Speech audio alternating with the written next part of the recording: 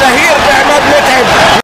لو انت من جمهور النادي الاهلي وشايف ان النادي الاهلي في الفترة الاخيرة ما عندوش مهاجم، فحبيت افكرك بواحد من افضل المهاجمين في تاريخ النادي الاهلي وكمان في تاريخ مصر بالنسبة لي. عماد متعب ناشئ النادي الاهلي اللي قدر يلعب مع الجيل الاسطوري للاهلي وهو عمره لسه 19 سنة، وكمان قدر يلعب للمنتخب مصر وهو عنده 20 سنة بس. قدر يسجل للنادي الأهلي 121 هدف في تاريخه، منهم 28 هدف في بطولات أفريقيا، وكمان عنده هدفين في كأس العالم للأندية. عماد متعب هو أصغر هداف في التاريخ لبطولة الدوري المصري. قدر يحقق بطولة الدوري المصري سنة 2004 وهو لسه عنده 21 سنة بس. عماد متعب من اكتر اللعيبة اللي قدرت تسجل في مرمى نادي الزمالك في مباريات القمة